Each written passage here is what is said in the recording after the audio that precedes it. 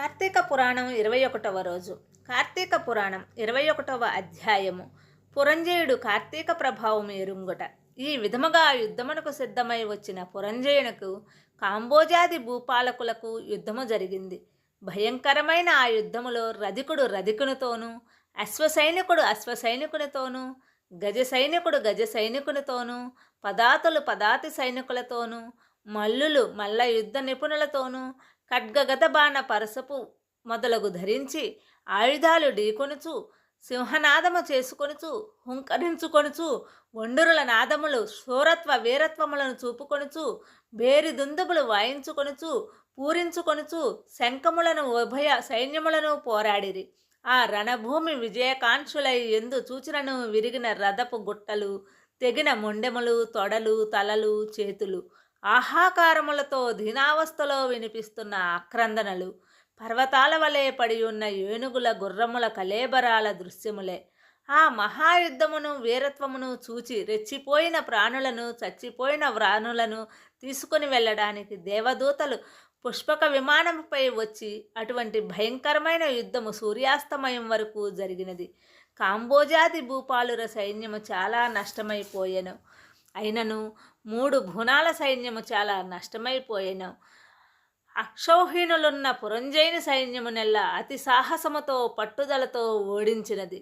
పెద్ద సైన్యమున్నను పురంజయునికి అపజయమే కలిగెను. దానితో పురంజయుడు రహస్య మార్గమున శత్రువుల కంట పడకుండా తన గృహానికి పారిపోయెను.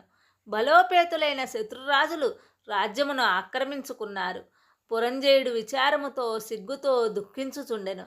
ఆ సమయములో వశిష్ఠుల వారు వచ్చి పురంజయుని ఊరడించి, రాజా, ఇంతకు ముందొకసారి నీ వద్దకు వచ్చి తిని నీవు ధర్మాన్ని తప్పినావు. దురాచారాలకు ఇకనైనను నీవు చేస్తున్న అంతులేదు.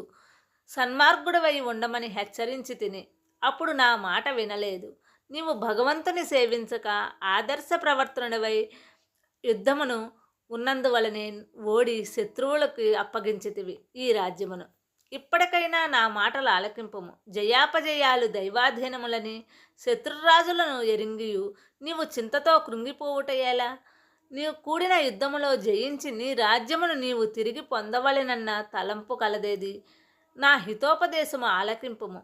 ఇది కార్తీక మాసము. రేపు కృత్తికా నక్షత్రముతో పౌర్ణమిగాన స్నాన జపాది నిత్య కర్మలాచరించి దేవాలయమునకు వెళ్ళి దేవుని సన్నిధిని దీపారాధనము భగవన్నామ స్మరణము చేయుచు నాట్యము చేయుచు ఇట్లు వనర్చినచో నీకు పుత్ర సంతతి కలిగి, అంతే కాదు, శ్రీమన్నారాయణుని సేవించుట వలన శ్రీహరి మిక్కిలి సంతోషము పొంది నీ శత్రువులను దునుమాడుటకు నీకు చక్రాయుధము కూడా ప్రసాదించును.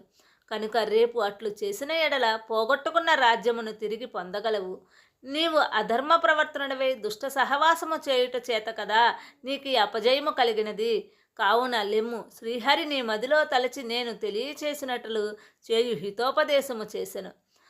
అపవిత్ర పవిత్రానావస్థాన్ గతోపి వయః స్మరే పుండరీకాక్షం బాహ్యాభ్యంతర శుచి. ఇట్లు స్కాంద పురాణాంతర్గత వశిష్ఠ ప్రోక్త కార్తీక మహత్య మండల 21వ 21వ రోజు పారాయణము సమాప్తము. ఈ మా ఛానల్లో చెప్పే కథలు నచ్చినట్లయితే మా ఛానల్ని సబ్స్క్రైబ్ చేసి ప్రోత్సహించండి. లైక్ చేయండి. మీ అభిప్రాయాన్ని కామెంట్ రూపంలో తెలియజేయండి. స్వస్తి.